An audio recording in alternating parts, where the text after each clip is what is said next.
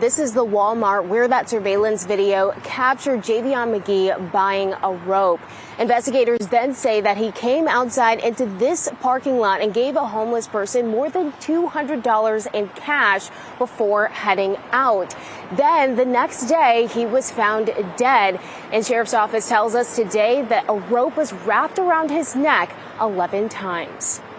Javion Magee had just begun his career as a truck driver, following in his father's footsteps. He came to me. He saw my struggle with the trucking industry. Deputies say Magee traveled from Pennsylvania to North Carolina to make a delivery at a Walmart distribution center.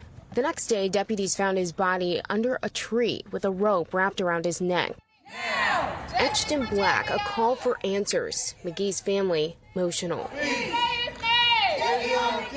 What we want is we want answers. We want them now. We want them as soon as possible. The family does not believe Magee would have taken his own life. Civil rights attorney Lee Merritt says his office is working to find out what happened and whether this was a lynching. What makes you think that's the case as opposed to other possibilities at this point? My job, the reason I was hired, was to investigate a lynching, to investigate the possibility of a hate crime. The sheriff's office says surveillance video showed Magee stopped at a Walmart and bought a rope. No other surveillance video has been released to the public. The sheriff's office has not released any additional surveillance video of Magee and his travels. Investigators say Magee left Walmart and went to a Hampton Inn. He went to the Hampton Inn. They had no room. So Magee went to a nearby Tractor Supply shop.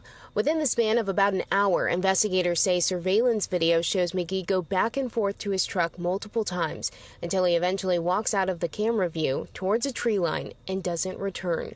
It's not clear what happened from that point until the next morning when someone called 911. From here, Javion Magee's family says that they want a transparent, thorough investigation into the circumstances around his death.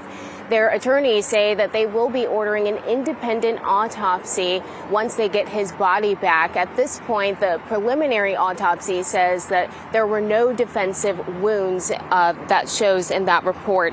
The sheriff says that he's offering his condolences at this point, and he asks for patience as they continue to go through this investigation. Destiny Patterson, WRAL News, Vance County.